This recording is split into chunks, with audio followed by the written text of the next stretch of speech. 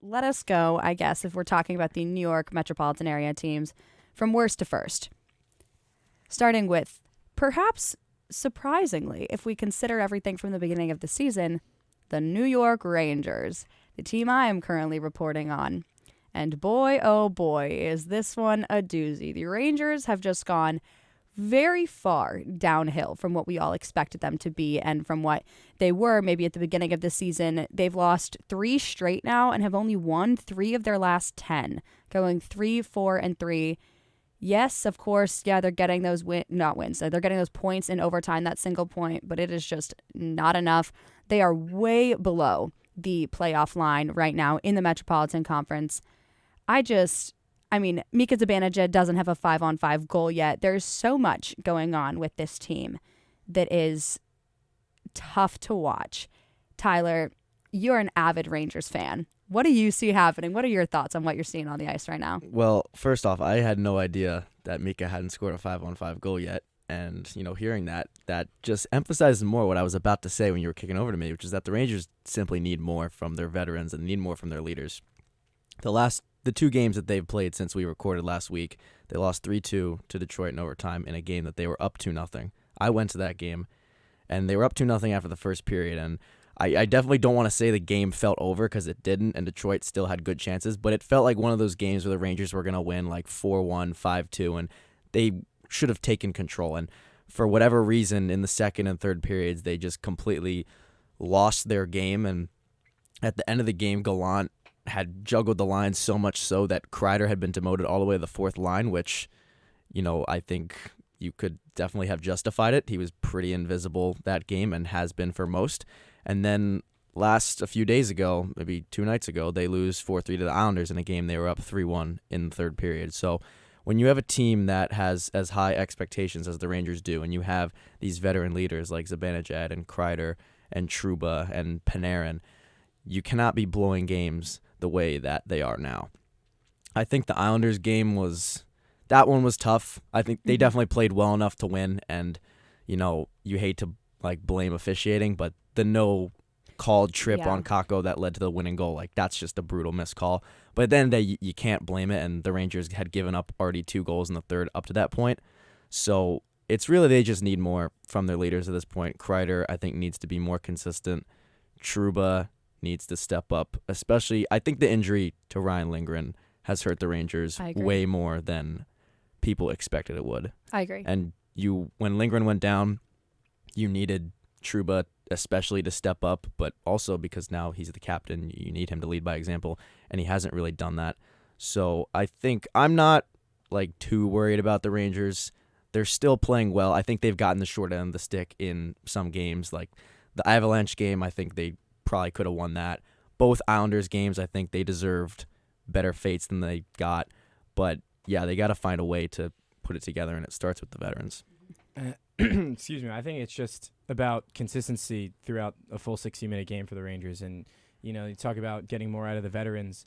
A guy like Artemi Panarin leads the team in points with 19, but he's still like a -8 or something right now. So it's about getting your best players, getting the best out of your best players, and having them produce for 60 minutes. And it can't be one period on, one period off like that, like it's been for the Rangers a lot. And I think you said against the Islanders they look good enough to win. I would argue that in a lot of their recent games, with the exception of that Bruins game, because they kind of got dominated. Other than that, even against the Red Wings, an overtime loss, I thought they looked good enough to win that one too. It's not there yet for the Rangers, but all the pieces, it should click eventually, and it's the same issues from last year carrying over into this year. It's about producing when we're at even strength, and it's just not what the Rangers are doing, and it's hard to believe because I do think that Gallant shifting up the lines is not what's going to work, because right now it's about getting chemistry to click. The puck, you want the puck to bounce in your direction, and when you keep messing around with who plays with who, that just doesn't work out. So I think right now you got to stick with it, fight through the adversity, and eventually it's going to come, and it's going to get there. And the Rangers, I mean, we know how good they can be when Igor's on his game, and when Keandre Miller isn't good for a mental lapse every other game now. And Trouba starts leading by example. I think it reflects leadership when you can't play a solid 200-foot hockey game for 60 minutes. So I mean, the onus is on the new captain to get his guys in order. So it's going to be about, for me, the Rangers need to just stick with it, and eventually it's going to click because they have all the pieces there. I mean, I'm not saying Chris Kreider is going to have another 50-goal season, but he's still good enough for 30 goals consistently, and you can build around that. Zibanejad and Panarin are guys that every team wishes they had. So I wouldn't hit the panic button yet if I'm a New York fan, but it's something has either got to change or you've got to just keep sticking with it and hope for the best at this point.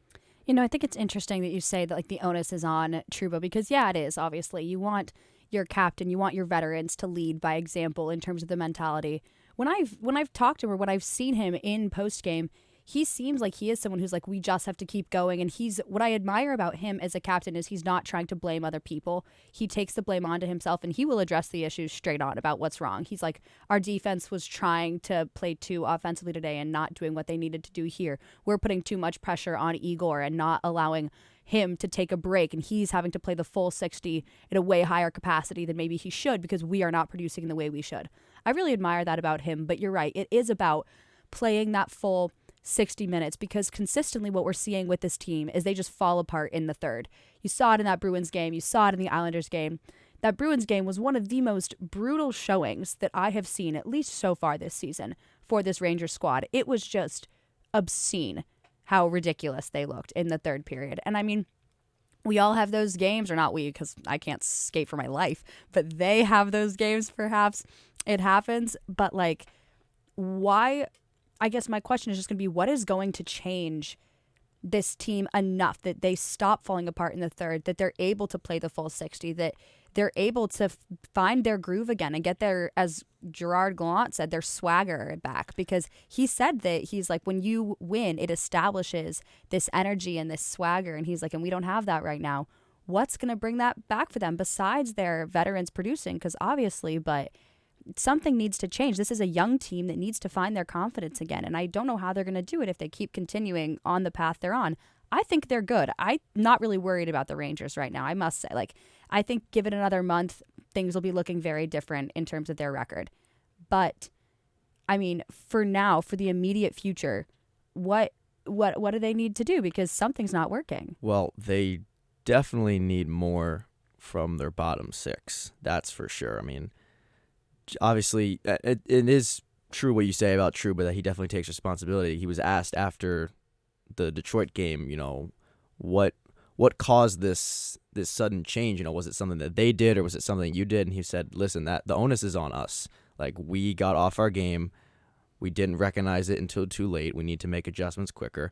And I think he says all the right things. It's just a matter of putting it together. But the bottom six, and there's 2 points I want to make, and they kind of tie together. First off, the injuries to Hedl and Kravtsov have definitely hurt the Rangers' bottom six. I mean, they've gotten really nothing offensively from their bottom six, and I think a big player that they need to start getting something from is Sammy Blais, because he was hurt a little bit, but they traded. The whole Pavel Buchnevich. Shouldn't have given rid of Buchnevich. That argument was valid last year. At the end of the day, there was no scenario in the world where Pavel Buchnevich was going to be on the Rangers this year, so I think it's a moot point now. But Sammy Blais, I mean, right now I think it's a serious question whether he even deserves to be in the Rangers lineup. I mean, Julien Gauthier has come in and looked fantastic. I think Gauthier was one of the better players, probably top 3-4 players on the Rangers at the game I went to versus Detroit. And in years past, it seemed like Gauthier, it's a meme at this point. He has that patented power move that he drives to the net. It looks fancy. He doesn't score, but he gets an offensive zone draw, and it gets some energy, and then he doesn't do anything else for the rest of the game. But he's actually now, I feel like, in multiple games this year since he's gotten inserted in the lineup, he's brought energy to that bottom six, and he's really taken things to the next level and provided more consistency. So, I mean, if the debate is between Gauthier and Blais, I think right now it's got to be Gauthier. But the second thing I wanted to say, which ties into the fact that they're getting no production from their bottom six, is that, you talked about Gerard Gallant mixing and matching the lines. And on one hand, I was going to talk about this too. Okay, yeah. On one hand, I think that that he should be doing that. But on the other hand, there have definitely been some questionable moves in that sense. And the number one example of this, which a lot of people have been talking about, is You move Kreider down to the fourth line in the Detroit game, which, listen, he wasn't playing well. Kakko was playing fantastic. Zibanejad looked good. You move Panarin up to the first line. They needed a goal. You're putting probably your 3 best offensive players this year so far on one line and hoping you get a goal. It ends up going to overtime, and Chris Kreider is starting the overtime. It just doesn't. If you're establishing that, listen, I know that Kreider always starts the overtime, and that's their lineup. It's him, Zibanejad, and I think Fox. But if you've established, pretty lethal. But if you've established that Chris Kreider doesn't have it that night, you moved him to the fourth line. Fine decision. Why is he then starting overtime? Yeah. I think it just doesn't make sense to me. So I think while the onus is definitely on the players, I don't think the coach is completely blame-free in this as well. Yeah. Can I just real fast, sorry, not to cut you off, but I was just going to say that we keep saying they always start with the same overtime unit. It's obviously not working. Yeah, they keep losing. Like that's the thing. It's like we're saying oh, it's such a lethal unit for overtime. And yes, it is. Those are some big names. However, I mean, they're not exactly killing it in overtime this year. 0-3. Have they won in overtime yet? I don't think so. I don't think so. At least I haven't seen them win. I don't think they have overtime. Besides in the the Avs won the shootout. Yeah, the Avs won the shootout. Yeah, nope.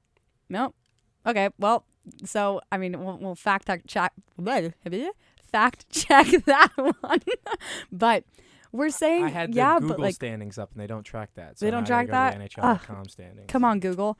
But yeah, I mean, look, I agree. It's on the coaching. You're doing a lot of shuffling, and some of it does seem interesting, rather senseless. Why are you keeping this overtime unit the same if it's not producing the way you want it to? So sorry for cutting you off. They have an OT win. That's just they do against who? Let me find it. But okay, if you can't now, I do know that they have one in the standings. I can look. Yeah. Okay.